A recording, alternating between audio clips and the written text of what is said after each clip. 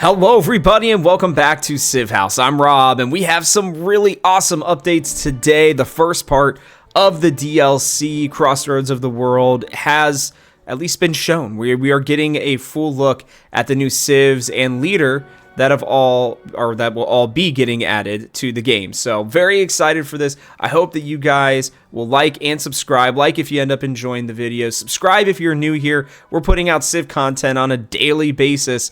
And we're really enjoying this community that we are starting to create here. You guys have a bunch of awesome thoughts, and whether it's, full-on critiques, disliking, or hopefully, some support, that's all been awesome, and we've really been enjoying it, and we appreciate all of it regardless. But we do like support more often. So anyways, I'll pop out of there for that. Let's get into this here. Carthage, Great Britain, and Ada Lovelace are all going to be getting added to the game, and they will be getting added this week with the first part of the new DLC. I believe they're going to be coming out tomorrow. The day after this video should be coming out.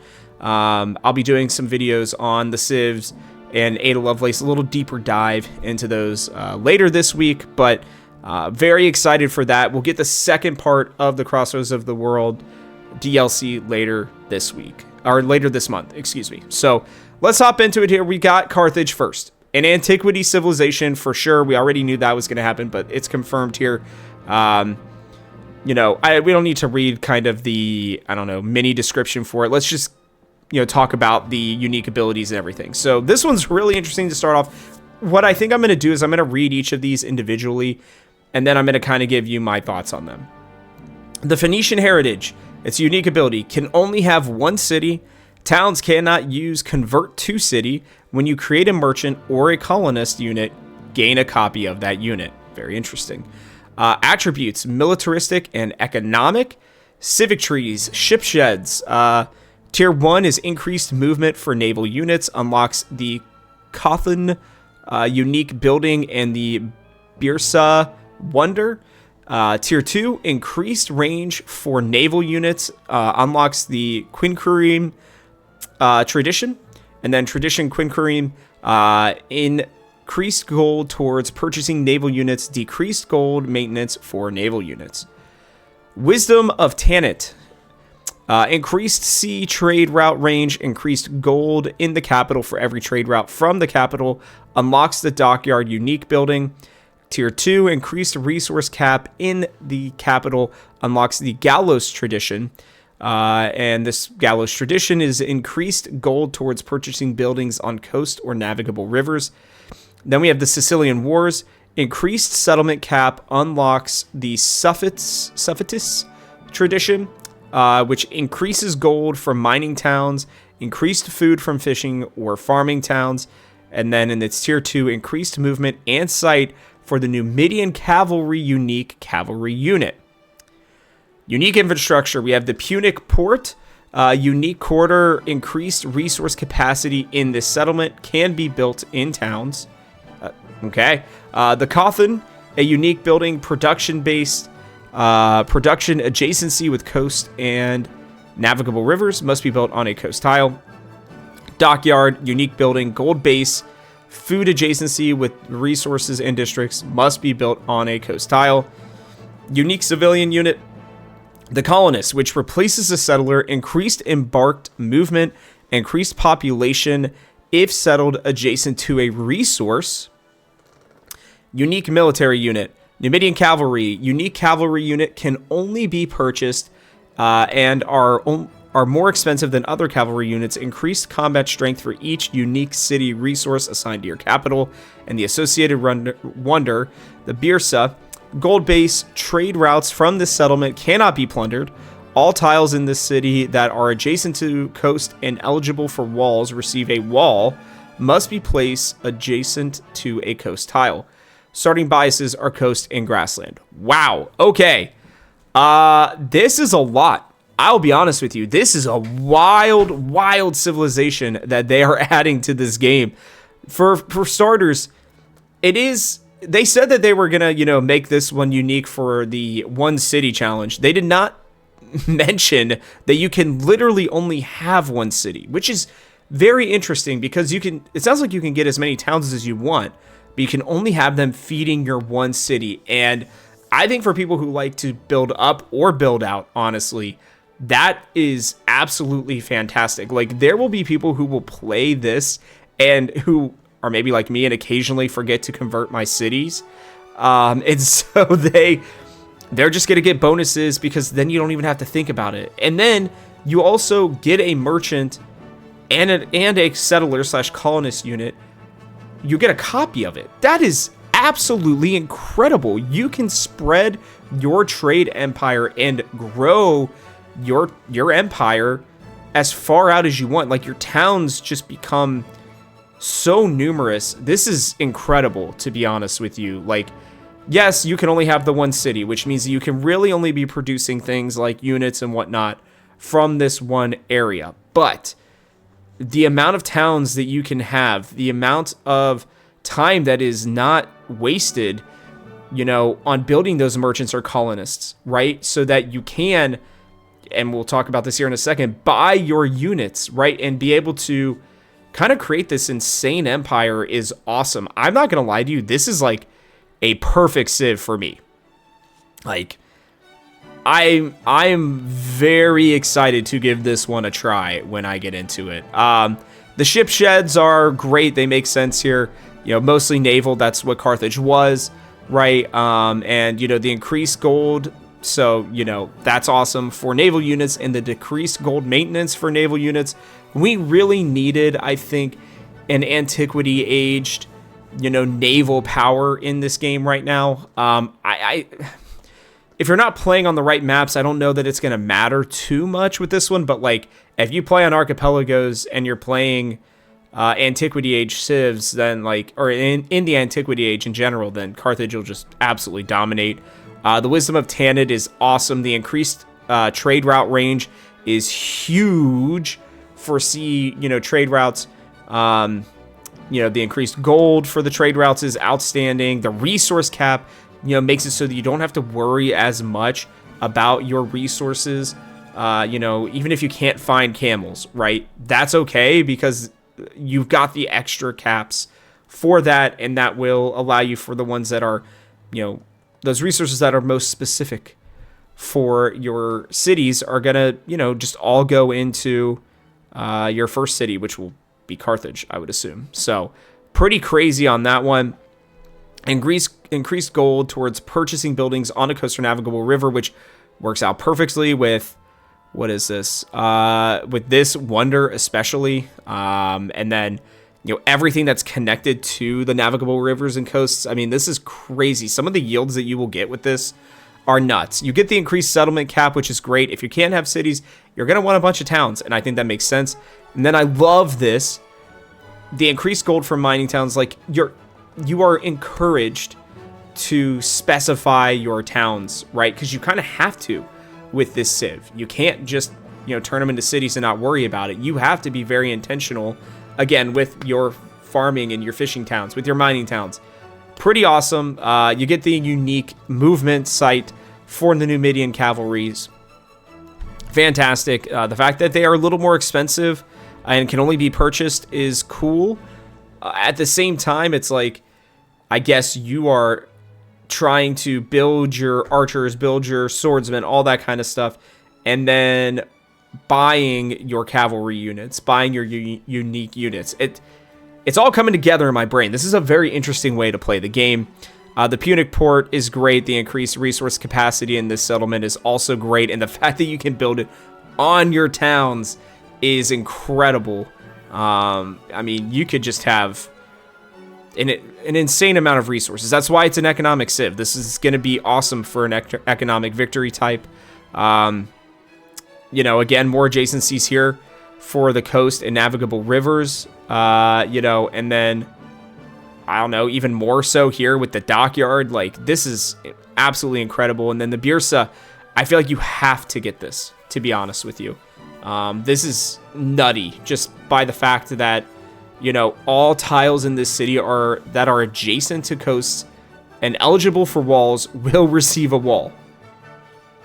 That's insane. Like, that makes it so that taking Carthage is going to be not only incredibly hard, but even getting to it, you know, unless if you, I guess, directly try to attack it from the water, which is not what you want to do anyways, right? But you can just build a bunch of towns around it, fully feed Carthage, and just become an absolute powerhouse. This is such a unique and incredible way to play. I don't know what you guys think of this. Let me know, like I said, what you think in the comment section below. But we will,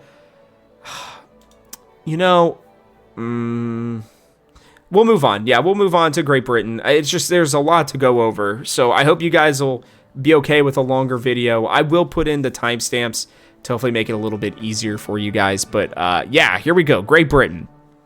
So obviously, Great Britain is in the modern age. No surprises there. Unique ability. Workshop of the World. Buildings are a set percentage cheaper to produce or purchase. Converting towns into city costs more, or costs a set percentage more. So I'll be interested to see what those percentages are. Economic expansionists. Okay. We'll have to come back to this. Civics tree. Pax Britannica. Tier 1. Settlements receive increased production for each factory resource assigned to them. Unlocks the Royal Exchange unique building. And Tier 2 unlocks the Manufactory unique building and the Battersea Power Station wonder. Okay. Society of Antiquaries. Yeah, wow. Antiquaries. There we go. Antiquaries. Can't believe I couldn't say that. Anyways, Tier 1, increased movement for civilian units. That's always nice. Unlocks the Proceedings Tradition. Traditions Proceedings. Cities with both a great work and a resource slotted receive increased culture and science. Okay. Chartered Companies. Ports. Tier 1, ports provide increased resource capacity. Unlocks the East India Company Tradition. East India Company, increased gold on each building in towns. Okay, interesting. All right, Splendid Isolation, Tier 1. Units receive increased combat strength unless you're yielding negative gold per turn at the start of the turn. Increased cap settlement, or settlement cap. Unlocks the No Eternal Allies Tradition. No Eternal Allies, increased gold in towns for every alliance. Receive decreased gold in the capital. This is so weird. Okay. Financial Center, unique quarter, increased gold for every connected settlement. Royal Exchange, unique building, gold base, gold adjacency, 4 quarters.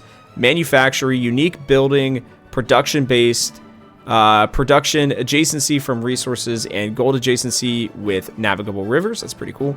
Unique civilian unit is the Antiquarian. There we go. Unique explorer unit receives culture for every tile from your capital when you use the excavate artifact action. Very cool. Revenge, unique military unit. A unique naval unit has the splash keyword, dealing a small amount of damage to all enemy units adjacent to the target when attacking. Whoa, okay.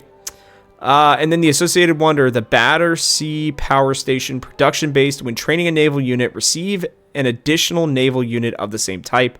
Must be built on a land tile adjacent to water. Starting biases are none. This is a very confusing civ. I'll be completely honest with you. So your expansionist and economic, your buildings are cheaper to produce or purchase. That's awesome. But when you convert to towns or city, your towns into cities cost a percentage more. So this is another one where you're kind of encouraged to have more towns, and you're able to build them up very quickly. That sounds very, honestly, very British. The very much of the British Empire. Increased production for each resource, factory resource assigned to them. That's fantastic. I have no issue with that one. The Royal Exchange unique building, I guess we'll get down to that here. Unlocks the manufactory. Okay, so that's good. Societies of Antiquaries, increased movement for civilians. So this is helping you move around with your unique explorer units a little bit more, which makes sense. I mean, they were, the ones finding everything forever, since they had, their hands all over the place, all over the world. Cities with both a great works and a resource slotted received increased culture and science. So this kind of allows you to play however you would like. Like, you can be economic and expansionist, but considering how obviously useful and used, even with the slight nerf that explorers are getting, it still feels like kind of what it is, where, you know, there are museums all over Great Britain that have taken, you know, a lot of different artifacts from all around the world. But you do that plus a resource, and you're getting culture and science. That seems to make sense. I just don't know why they didn't really maybe make this more into cultural. But I mean, this empire really did everything. It's kind of like, you know, Rome. So I guess it makes sense. Ports provide increased resource capacity. That's absolutely massive, especially as an economic power. Getting the East India Company is huge. Increased gold on each building in towns. Again, you got your main empire, right? And then you've got the towns everywhere. I'm starting to see maybe a little more of how you would play this.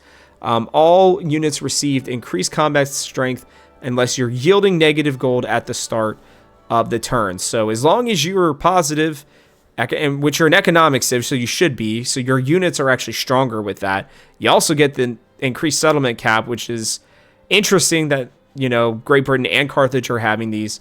Increased gold in towns, and then for every alliance received, decreased gold in the capital. So you want to keep your enemies, well, even your friends, kind of at a distance. And I don't really understand why that is, but it is interesting. And you get the increased gold in towns, which I think is huge. Again, this is just like Carthage in the sense that you should do a bunch of different, you know, towns. As many towns as you can. You don't even have to upgrade them into cities, because it doesn't sound like that's even good for Great Britain. You maybe just have 2 or 3 cities and, you know, 20 towns. I don't know. It seems like a lot, but it could happen.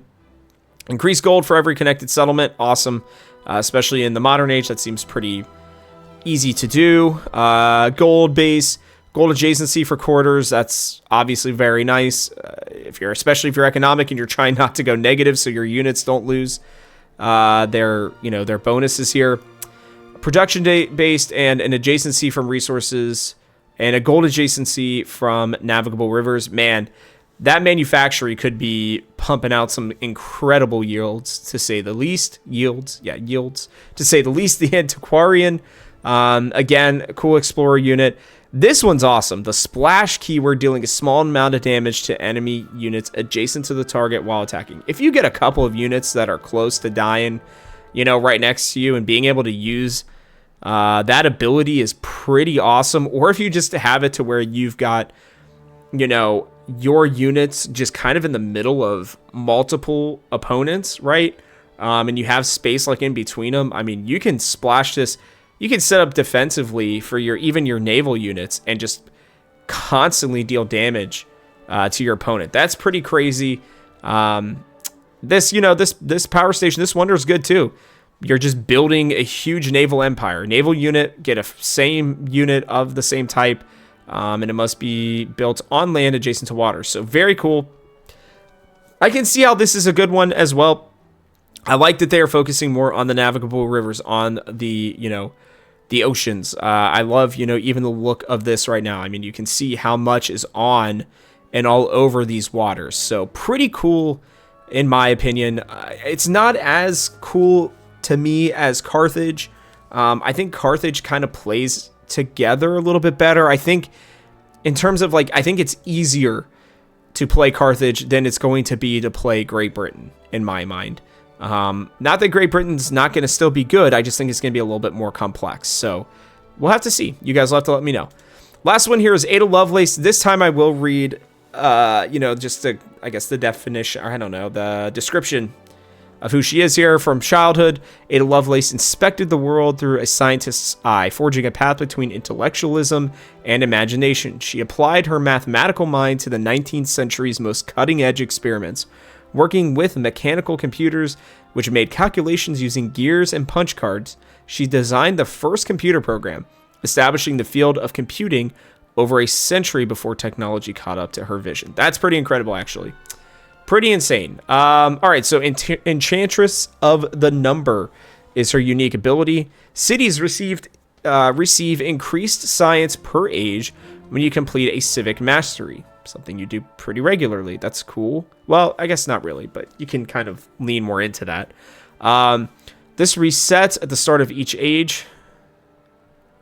Okay, gain cultural... Okay, I get what that means. Okay, gain culture equal to a percentage of your total science per turn when you complete a technology mastery. All right, attributes are scientific and cultural. Agendas, analytical engine. Increase relations by a small amount for the leaders with the most masteries. Decrease relationships by a small amount for the leader with the fewest masteries. Starting bias is none. All right. For all you science and culture people, I probably should have had Connor make this one, but I can see why she is going to be insane. And it's because, right, you're already a science cultural type of person when you're playing as Ada Lovelace. Like, that's your play style, or at least it's going to be if you're going to be playing her. And to win the game, right, you are going to just so heavily go in with these, like, oh man, I can see her being just absolutely insane with some of these civs, but the fact that you're going to want to go into the masteries, right? So you'll get your normal civic tree line stuff, you'll get your normal tech tree stuff, right? But then going into those masteries is going to be huge for you, especially when you're gaining culture equal to the percentage of your total science. So you'll be really gravitating towards getting as many scientific yields as you possibly can. And then as you can, like, as you're finishing your technology masteries, you will get more, like, oh my gosh, this is so interweaving. It's incredible. You'll get even more culture, which then you'll get more science because you'll be getting more culture for your civic masteries. So, like, yeah, you'll want to probably lean into science to start. That'll give you the ability to complete your masteries in that tech tree more easily, but then it'll compound with you finishing your masteries for the science age too. Like, you're going to want to do your masteries probably even earlier than most other people would. And that's just wild to me. I mean, you'll have two different ways for yourself to win, I think, very easily, either down the cultural path or the science path. I think it'll just be up to you to make sure that you either A, don't run out of money, or B, that you don't get taken over too quickly by somebody else. But I mean, she is going to be a force to be reckoned with. If you do not take her out of a game quickly, if you're playing against her, she is going to be well ahead of you in a lot of different ways. And I can totally see how she is going to be extremely fun to play against and play as, to be honest with you. So I don't know, guys. Let me know what you guys think of these. These are the three, two civs and leader that we are going to be getting with Crossroads of the World. They all sound super fun to me. I'm excited to see what we'll be getting in the future as well. But I'm going to be trying to, come up with some, ways for you guys to play these different civs and leaders over the coming days. So make sure that you, again, subscribe if you haven't already so you don't miss those. And I hope that you guys will enjoy Crossroads of the World. It is Crossroads of the World, right? Am I missing this? Crossroads of the Worlds. Okay, of the World. Wow. I was like, wait, did I mess that up? But no, I didn't. Okay, so anyways, yeah, we'll wrap things up here on this one. So, from our house to yours, thanks for watching, and I hope that you'll join me for one more turn.